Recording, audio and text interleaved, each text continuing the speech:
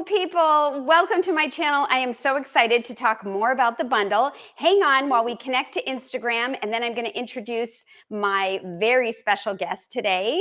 We're almost there. Hang tight. Hope everybody's doing well.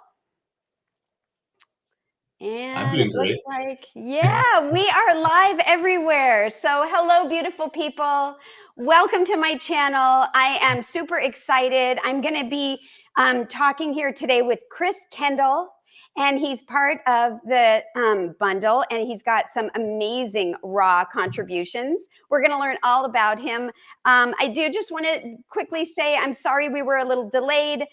We had some technical difficulties, but we're here now. So welcome. And Chris, please, share, about you, introduce yourself and anything that you have that you put in the bundle.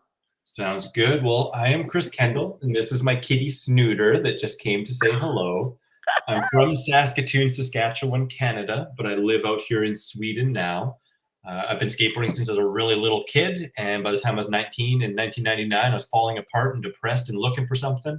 I found yoga, which then led me into the dietary nature of human beings and karma and all those different things, and it led me into nutrition. Read my first book on nutrition in '99 called Fit for Life. And long story short, it was like a 4.5-year process of learning more, applying more, doing some cleanses, a couple little fasts and stuff like that until I found the raw food diet. I went raw in 2004 while in school to become a holistic nutritionist. And I went raw because I met Dr. Doug Graham, author of the 80-10-10 diet. Next day, I went 100% raw. And then another 4.5 years later, I started my website, The Raw Advantage, to share all the information and experiences that I had learned in those first 4.5 years of being a raw foodist and learning more from Doug and other teachers. And now it's been 16 plus years full time that I've been running the Raw Advantage and doing retreats and speaking and chefing at festivals and writing recipe books and all that fun stuff. So it's been a labor of love and something I really love to share because it can make a huge difference in people's lives.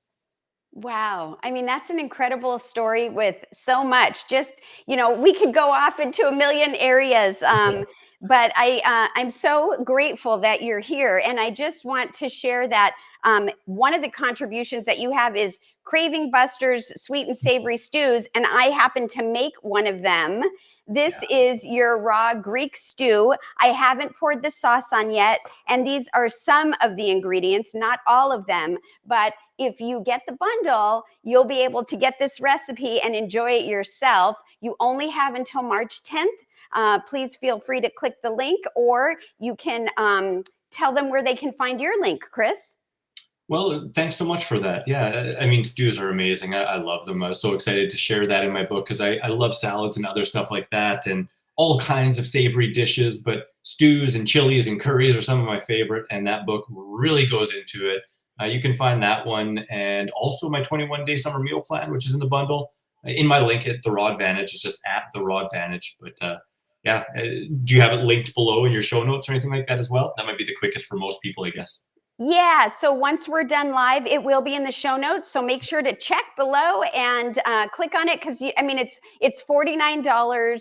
It's only going, tomorrow's the last day. It's only going, till March 10th, 2025. And wow, the amount of information in there is impressive. And I know if you've been watching my show, I've been promoting it, and you've probably heard me talk a lot about it, but you still have a chance. So if you're on the fence, go ahead and click the link. I promise you won't be disappointed. There's so much stuff there. But I do want to ask you a couple things about raw. So the first thing is, I have so many things. Is hot water considered raw? I guess it depends upon the individual. I've never actually heard anyone consider hot water itself, like even boiled water in and of itself, not raw. Typically that'd just be because water isn't really considered living by most people. So it would be considered just another nutrient that we need, the water itself. So, and a lot of people I know that do a raw food diet, they drink distilled water, which would be boiled and then turned into steam and then, brought down into a container to be drinking. And by doing that, you are technically cooking the water and getting completely pure H2O, or as close to pure as you can really get. So I don't think so. There may be some individuals that say that it might be, but no, I wouldn't consider hot water or even boiled water in and of itself, not acceptable on a raw food diet. Some people actually do teas, and some prefer to just do sun teas or to do teas below a boiling point. But that's not really like a hard line distinction that I make or that I'm concerned about in any fashion at all. Okay, because I tend to drink warm water sometimes when it's cold out with lemon, Yeah. and it just made me think about that, and I wanted clarification. And also, one other thing, when I was making this beautiful dish, you have some herbs that you put in there. Are Yeah. dried herbs or store-bought herbs that are dried when you're not doing it yourself in the dehydrator? Is that like, how do you tell if it's raw or not? If you want to, like, just know whether or not you're going that far or not. I mean, typically you're probably not going to be getting raw classified by, the dehydrated at temperatures below around 118. Some people say as low as 115, but between 115, 118. So they're probably going to be dried at higher temperatures with a little bit more nutrient loss. But again, those are things to me that are minutia that aren't going to make or break your lifestyle. It's just doing good, better, best, right? And the best you're going to do is fresh, and then next would be next would be drying it yourself, probably naturally in the sun or the dehydrator, and then last along that line would be in the stores and stuff like that. But I've done all of which. I do buy from the store sometimes, even spices, which again, those wouldn't technically be raw, but I'm personally much more focused on the foodstuffs itself that make up the large volume of my diet. A lot of people use the definition that a raw foodist is someone who eats roughly around 80% or more of their total calories from raw food. And there's some people that take a really hard line that say if you have one bite of food that isn't below 118, then you're not a raw foodist. And I like to be a little bit more inclusive rather, And one thing I just wanted to mention too that's kind of fun when you're talking about the hot drinks and stuff like that. I grew up in Canada, and in my first 5 years of being a raw foodist, I sometimes worked outside in minus 40-degree weather. I was building apartment buildings and other stuff like that. And I even worked in the Arctic. And something that I would do often, actually, I'd blend dates with really hot water, like next to boiling, not quite, but next to boiling. Maybe add some cacao or carob, and then put it in a thermos, and I'd bring it to work. And once I got really cold, a couple hours into work, I'd drink that warm or hot cocoa, and it helped me out on some really cold days working outside, stuff like that too. But there's lots of fun ways you can play with warm water to make warm smoothies or dishes if you want. Wow, I love that. That is really cool. What a great, unique way to heat yourself up. I have tried going raw. I Yeah. did it for 6 weeks. It was my first time. It was a year ago. And I really enjoyed it. Actually, my husband started eating that way, and he at the time was on a standard American diet, and he kept saying, I really like this. The Mhm. problem for us at the time, and I'll speak for myself, is that I found that I was still hungry. And no matter how much I ate, no matter how much I chewed, my jaw was sore at the time because it was a brand new thing for me. Yeah. I couldn't keep myself full by the end of the night. And I Yeah. know I've heard you talk about eat enough. Yeah. But how do you eat enough? Because I would love to, go as much raw as possible, but I need some tips, any tricks or anything to share? Yeah, absolutely. And that's truthfully probably the number one reason why people have a hard time with the raw food diet. And it's really from under consuming total calories. For the most part, it can be from under consuming nutrition if they're not eating, the right foods. They're totally avoiding greens and stuff like that and just eating store-bought fruit, for example. But in general, really what it comes down to is simplifying the approach. There are two main ways, and then also kind of a bit of a hazy middle ground between it that people apply the raw food diet. And the one is either a higher fat raw diet that includes lots of nuts and seeds and avocados and lower amounts of fruit. And the fruits they generally focus on in any appreciable quantity would be like acid fruits, which help emulsify fat in the system. But the other way of doing it that I promote, I live, and I've seen the absolute best results in longer term people who are fit and doing well, able to hold their weight and not be overweight, is with a lower fat, high fruit approach. So in simplifying that, it's like when you're hungry, you eat fruit right between all you care for and all you can, rather erring on a bite or two more rather than being like, I'm good. Like it requires a slow but gradual stretching, not only of the concept of how much food is appropriate when we're eating really high water content, really high fiber, low calorie density foods like fruits, and doing that anytime you're hungry throughout the day. In the beginning of a raw diet, it could take anywhere from 3 to 5 meals per day that start out with fruit, and eating fruit until you're totally satiated. Any of those meals can be accompanied by greens or low starchy vegetables. And at the end of the day, a lot of people want more greens and low starchy vegetables, but it does take some time to adjust, but it really is enjoyable. And again, the simpler you make it, the easier it is, because a lot of times we want to intellectually look at nutrition and try and get the maximum amount of every nutrition and put like 17 ingredients in a recipe. But we don't have to do that. And in fact, Mother Nature and the animals that live out in nature, they typically eat simply, one food at a time, when hungry till full, if that food's available. And our closest primate cousins are the same. They've been known to sit in fig trees until they're bare and like go to war over fig trees. It's one of their favorite foods. Oh, wow. So that can really just look like, eating a juicy fruit for breakfast if you want, making it a juice or a smoothie or a green smoothie, eating a more dense, sweeter fruit lunch, if desired, accompanied by with greens, and then before dinner starting with fruit, and then going into your savory dish, something like this, a more kind of green based and veggie kind of based stew. But the second point I just want to quickly mention there too is just understanding caloric density and knowing that if you're eating primarily juicy, less sweet fruits like the melons or acid fruits, or even some juicier sub-acid fruits, you're not going to be getting as much calories because they're a lot higher in water content and they're lower in carbohydrate per volume. So it's harder to get enough. And as an example of that, if I was to get all of my personal calories from something like, say, watermelon, I would need about 21 pounds of watermelon in the day to get my roughly 3,000 calories. It was either 21 or 27, but it's a large amount. Whereas if I'm getting all my calories, which I'm not saying you need to or should, from sweet fruit, I could get it from 8 pounds of bananas, so it's a big difference once you really understand caloric density. And that's part of the reason why I really choose to make my lunch meal a really dense sweet fruit meal, because it's denser in calories while still enjoying lower calorie juicy fruits as well for either breakfast or before my dinner.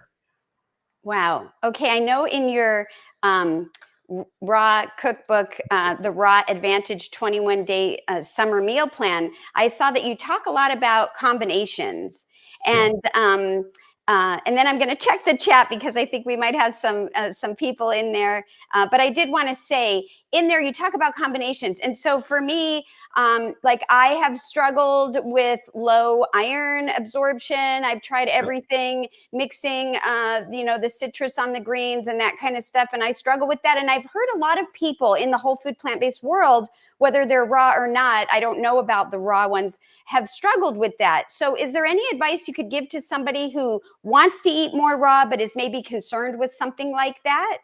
Yeah, absolutely. Again, it really comes back to simplifying and eating the foods that more naturally match our physiology and dietary nature. And, there's a lot of fruits that are really high in calcium and iron, whether we're talking about oranges or we're talking about figs. And then, of course, the greens are really the stars of the show for those alkaline minerals, especially iron. And you made a good point about vitamin C. It's beautiful that a lot of greens, if I'm not mistaken, all greens contain some vitamin C. But if you pair them with lemon or lime or citrus or bell peppers or tomatoes, really any fruit, that bumps up the vitamin C content and allows higher rates of absorption. A small amount of fat with the greens can actually really enhance the absorption of many minerals. If I'm not mistaken, iron included in there. You can get into some denser sources too, whether you're looking at some nuts and seeds or some sprouted legumes and stuff like that. But it's really been my experience that through simplifying and observing food combining, which I look at food combining not as a rule book, but rather a tool for optimal digestion and absorption.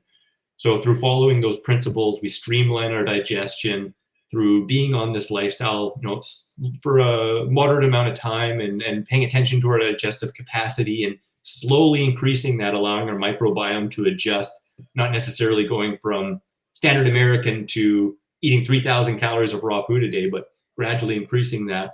We increase our microbiome diversity and density for absorbing the foods that we require. So it's really amazing. I can actually say a personal anecdote. My Sambo out here, we were in a motorcycle accident like 6 years ago, and nearly lost her lives actually. And she almost bled, like she bled a lot. Like she was very, very, very low, like clinically deficient in iron. And they wanted to go on like some intense supplementation and all this other stuff, but we wanted to look at it diet first. And while she wasn't 100% raw, she was eating loads of raw food, lots of watermelon, which actually is another high iron source as well. But she was eating that. She was also eating simple like chickpea curries and stuff like that, which you can easily do raw. Actually, I have chickpeas and a chickpea curry in my stews book that's included in there, made with soaked, sprouted, frozen chickpeas. And she was able to get her iron levels up within that month at a faster rate to better levels than they would have predicted with her on a supplement program. So it just kind of goes back to show that if you're looking to improve your digestion, you're mindful of your digestive capacity and slowly increasing those foods that you're new to, and you eat enough volume so that you're totally satisfied, you can get more than enough. Oh my gosh. Okay, I just learned a lot. So I did want to just take a second here and just look in the chat, see if we have any questions. I want to say hello to everybody in there. I see, hi, Core Scorpy.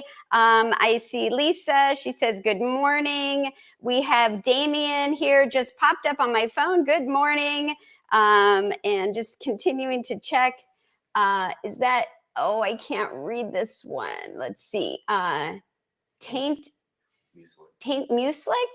Oh my. After work, will you be uploading this? Yes, this will go on as a replay when we're finished here, and we hope that you come back to watch it.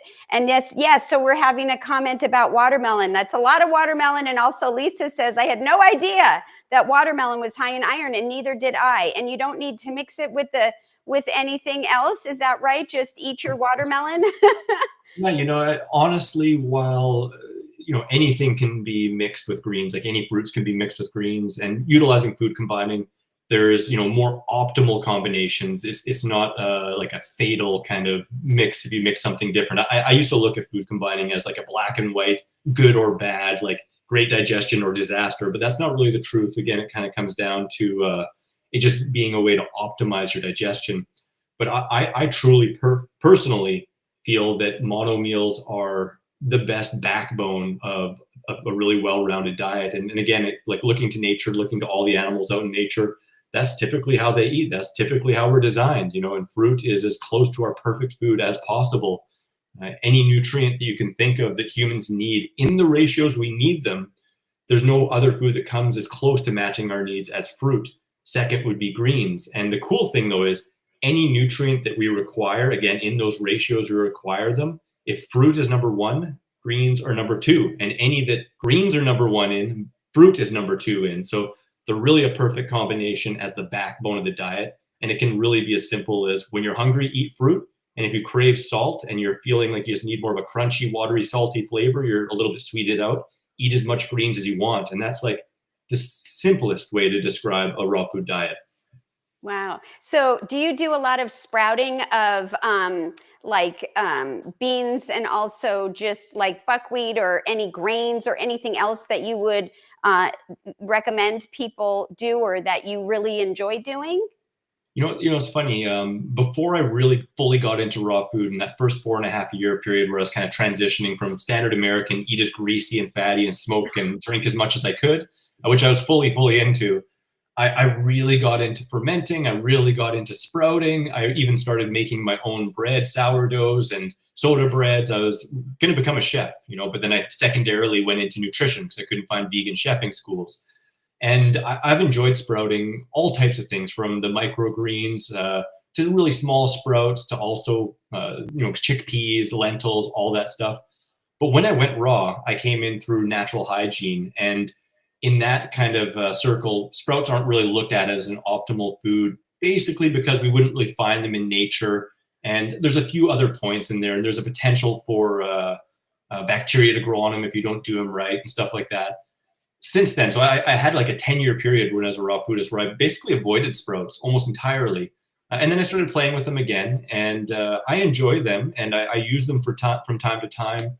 I know they're super nutritious, and I think they can add variety. And they can be a really quick and easy way to get really fresh, inexpensive veggies in your diet.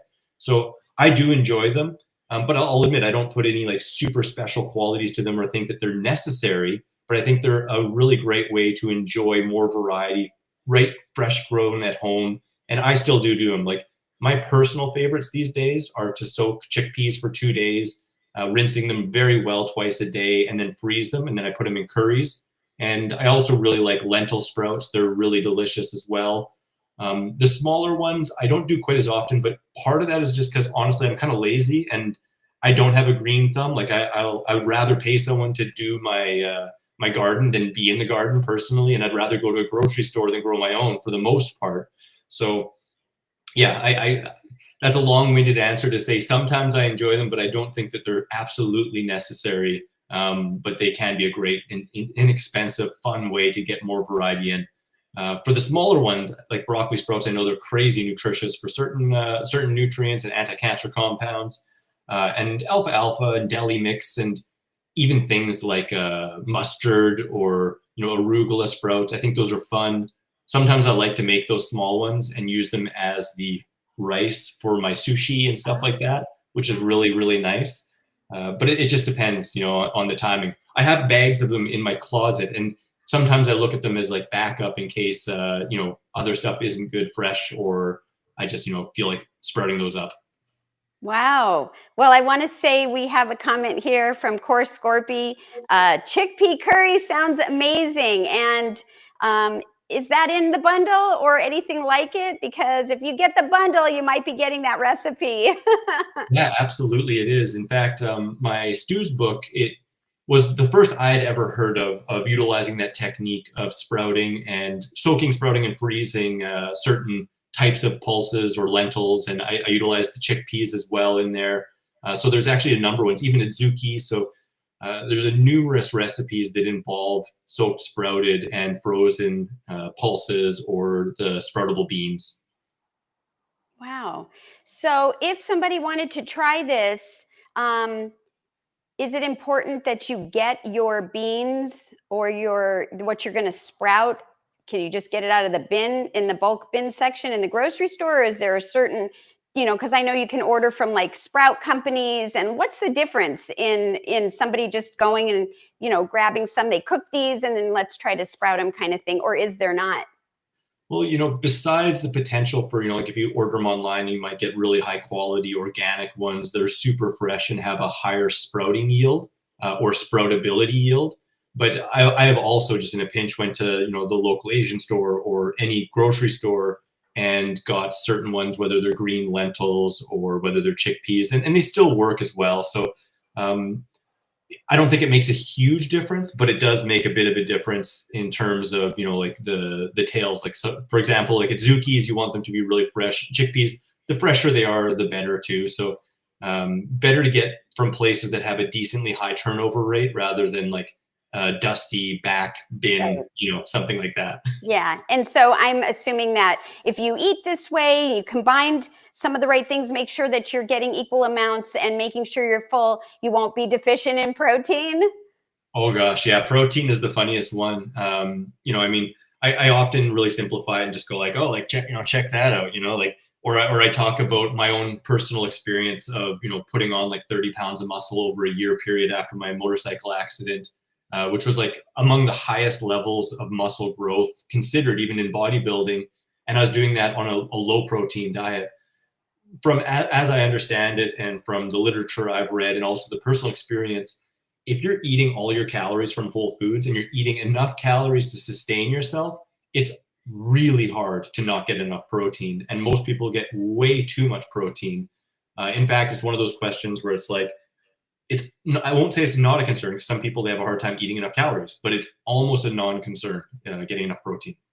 Yeah, we have a question in the chat, but before I get to it, I just want to say that I know that there are people that are curious about, bodybuilding and muscle, and I personally, I have a weighted vest on because I'm trying to combat osteoporosis. And you know, oil, is that something that we need, or is there anything that you could tell someone that besides what you've already shared, how you can maintain your beautiful muscles and feel good and strengthen our bones and everything eating raw food? I mean, besides what you had said about the enough quantity and the quality, how do you do it? Because most people are like, you need protein powder, you need, high, meats. I mean, there is a side of that, which I am not, doing, but can you share anything about that? Yeah, of course. And it's kind of funny because I understand where people are coming from, with mainstream information and just growing up in society today. But I think sometimes it's important to reframe and look, like we're the only species besides those that we domesticate that eats cooked food. Every species, including ourselves, since the dawn of time, was designed to eat raw living foods, according to our species specific diet. And I mean, for carnivores, that's raw living animals, but for us, we don't require that. So it's to me, sometimes it's kind of the funny thing that it's actually, we can survive on cooked food, and it actually shows that people eating cooked foods and animals that eat cooked foods because they're taken care of by us have similar debilitating diseases and degenerative diseases. So I'm not making the point that if you are on a raw diet, you're invulnerable and you can't ever get anything. But I've seen almost every single disease reversed that I've come across, whether it's through just meeting people or consulting people, stuff like that. So, but it really, again, I know I don't want to repeat too much, but building muscle, maintaining muscle simply requires eating enough calories, getting enough nutrition, which again, unless you're eating poor quality store-bought fruit and only fruit, not including any vegetables, not recognizing that, say, cucumbers, zucchinis, tomatoes are actually fruits, but including those in the diet as well, and you're providing the stimulus, so you're actually challenging your body and you're getting the recovery. Well, then it actually becomes easy. But the big issue is some people they don't know how to eat enough calories, kind of the stuff we talked about earlier. Or they come from a mindset that they should eat very little, because a lot of people teach that in classical kind of diet mythology, like eat less, eat less, eat less. Or they're just simply not really providing the stimulation. And, it requires pushing into that resistance, a little bit of catch on words, but it really requires pushing ourselves and continually doing so. And then making sure that we're getting enough sleep and, again, enough calories. Awesome. Oh, I am so happy that you're teaching us so much. I do want to look in the chat here. We have a question here from Damien. Do you ever make, I'm going to butcher this, do you ever make Rejuvilac? Is that how you say that? And what is that? Yeah, Rejuvelac. Rejuvelac.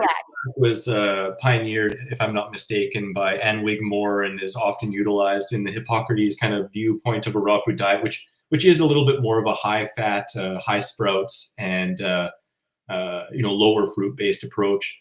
I have tried it. I've made it. It's one of those things that most people would say, like, you learn to like it, and then eat it more for health rather than for genuine enjoyment and something that you'd come across in nature. Myself, again, I really adhere to and promote more of a lifestyle where you're eating foods as close to Mother Nature, and you're eating foods that you can enjoy, like genuinely love to eat when hungry till full, even just one food, and be totally satisfied. To me, those make up the absolute most ideal foods on the planet for us. The ones that, again, your mouth's going to water, you're going to have a fun time, you're going to be hydrated, and you can get stuffed on and experience good digestion. So I know that's a long-winded answer, but Yeah. I have tried it. I found it kind of interesting, not amazing. It's not personally something that I utilize with any regularity or overly promote, though. Okay, well, Damien, thanks for the question, because I just learned stuff. We have another comment question here. Great interview. Any thoughts on eating late at night? Never hungry early in the morning and enjoy my last raw meal just before bed? Yeah, the funny thing is, the reason why you're never hungry in the morning is because you're eating late at night, and it's not optimal to do so. You're going to probably get away with that more so than somebody eating like a really heavy, fatty, greasy, animal-based meal late at night. But when we lay down, and go to sleep, our digestion slows down markedly. A lot less blood flow is going to our stomach. And when we're horizontal like that, it's not advantageous for our digestive system. So it's not to our benefit to eat late at night. It's going to lead us to feeling less peppy in the morning and still potentially have that food sloshing around. So we're not going to be digesting and absorbing it as well. It leads to a larger chance that we're actually getting fermentation and fermentation byproducts in our digestive tract, which aren't really a net positive for feeling our absolute best and having efficient digestion, absorption, and detoxification. So it's definitely, in terms of health creation, in terms of energy, in terms of digestion, it's much more advantageous to leave at least 2 to 4 hours before bed without eating, and then we're actually going to wake up feeling really empty and good and bouncy. And after some water and a little bit of exercise, within 2 hours, hour to 3 hours, actually, I guess, of waking up, that's going to be a nice time to eat breakfast. So the last little thing I'll mention there is, if it's lower fat, if it's just you're eating a fruit meal or like a green smoothie, it might be closer to that 2 hours before bed. But if we're eating a giant salad with lots of fat and avocado, nuts, and seeds, we'll probably want that 3 to 4 hours before bed for it to actually digest properly in our stomach and then move into the intestinal tract before going horizontal. That's awesome. Well, I know we're going to be wrapping up here, but I want to ask, do you have any questions for me, or anything else that you'd like to discuss?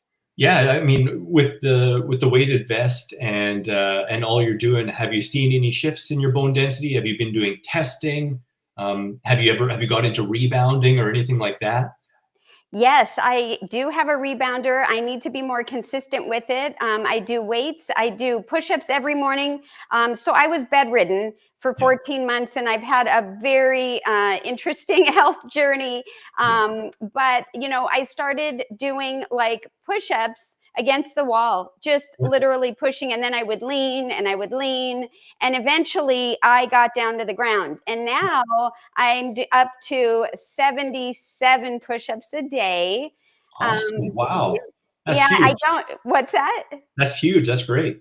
Yeah, and so anyone can do it. You just got to start where you are. And I also wear the vest. And to answer your question, I did do a DEXA scan. I haven't done one because I know it takes a long time for bone to grow. And I haven't done one again since getting that original one, but I can tell. Yeah. Because I can lift bags, over my head when I'm on the airplane. And I can bring grocery bags out of the store, and I don't need to push the cart to my car. And, so I can feel, that I'm stronger in that sense. And I just hope that will continue. That's awesome. That's awesome. Yeah, I got a rebounder too, and I know they're known to be really good for detoxification as well as just general fitness and bone density. But the weighted vest, I have one myself as well, and lifting heavy things. I mean, that's how we really strengthen our bones for sure. Yes. I'd love to know a little bit more about your contribution to the bundle. Oh, thank you so much. Yeah, I have a cookbook. This is my first time in the bundle, and it's very exciting for me. I have a very first cookbook. It's called Give Plants a Chance. And I love it. That's That's amazing. That's great. Thank you. And it's got raw and cooked in there. Nice. It's got sauces and smoothies and salads. It's got some main entrees and desserts. And I'm also a certified plant-based nutrition coach. And Nice. I have something in the bundle with a few other coaches. It's called the the Master Class series. And it's 5 videos. And we talk about commonly asked questions that people struggle with. And then if you're interested, one of us resonates with you, or you want to reach out to us, that is something that you can do. And then the last thing that I put in there is the collaboration, where a bunch of us, everybody could do that. And mine didn't get entered in right away, but it is fixed and it's in there now. So if you already bought it and you downloaded it towards the beginning of the week, be sure to download the collaboration book again if you'd like to see what I offered in there. So thanks for asking. Of course, I do want to ask one more thing on it. So on your first recipe book, do you have like a really standout entree that you think that everyone should try? Oh my gosh. Well, I can tell you that I get a lot of feedback about my tasty onion sauce. I've got an Ooh, onion sauce, although it's not a raw one. There is cooked, but maybe you could figure out how to make it raw. yeah. And there's also a creamy mint smoothie that I get a lot of really good feedback, as well as a watermelon strawberry. It's hard to pick one. So I hear you. hopefully, I hear you. yeah, I just yeah. want to say too, it's kind of funny because when I first transitioned into raw food, I was reading a book, was actually plagiarized word for word, sadly. But in that book, every chapter, the last line said, "Cooked food is poison," and I was like, "What the heck?" Reading this stuff, and Mhm. I just preface with that because that's how I got into raw food. But I've definitely shifted my perspective on that, and left that in the dust. And like healthful cooked vegan foods can be incredibly amazing. And I'm a champion for transition and for finding our perfect balance. Like I came to raw food in that perspective, but I've seen a lot of people harmed mentally, emotionally because of that kind of black and white, must do, good, bad kind of behavior. And I don't think that really holds water. But I live raw food because I just find I feel the best that way, and I think that's one of the beautiful, beautiful things about this bundle is that it's bringing together, like raw food and vegan food and fitness and mindset, and it meets everyone where they're at so they can find their own balance. Because while some people, they love to be all raw, other people love to be high raw, and some people like to just have a little bit of fruit here and there and have, cooked vegan food all the time. And doing so, we're helping the planet, we're saving the animals, we're doing so dang good for our health, so I think it's awesome. And I feel really blessed to be a part of this with you and everyone else. It's really, really great. Oh, you're the best. That is really wonderful. And yeah, I agree with everything you said regarding the bundle. It's been amazing. I've learned so much. And, if you guys want to get it and learn too, please don't wait until it's not available. Do it now. Click either one of our links. And yeah, we just want to help spread the word of love and good health, because when you're living in a body that feels good, that is working the way that we're supposed to be able to have it work, oh my gosh, a whole world opens up of all kinds of wonderful things to explore and be curious about, and you can really enjoy every moment. That's how I feel. I So I love it. I'm the same. I wear this shirt. I made this one up years ago. Peace, love, and seasonal fruit. I love it. That's great. That's great. I do want to, before we log off here, I do want to talk. Here we have a comment here from Karen. Oh my gosh, I accidentally somehow just located you today, Chris, from searching raw food workshops and random found this on a live. Yay, I welcome, love it. Karen. I love it. Great to That's meet you, Karen. yeah, that's awesome. Well, I hope to, I've had a really fun time doing this with you today, and I would love to stay connected. Absolutely. Maybe see if we could, somehow work together in the future or have more time in a future video, because I would love to continue to learn more about you and what you do and help spread the word. Absolutely. Sounds fun. Yeah, let's stay in touch via the email, and I'd always love to come back and talk more in the future for sure. Well, that's great. And thank you everyone for watching. Don't forget again the bundle, but what I like to say is don't forget to eat your greens and give plants a chance, because it changed my life. It'll change your life. And you can start by just downloading the bundle, and you'll have all kinds of wonderful things that can help you on your journey. Absolutely. I second that. Thank you again so much for having me on, and hope you guys enjoyed it. Absolutely. Yeah, thank you everyone.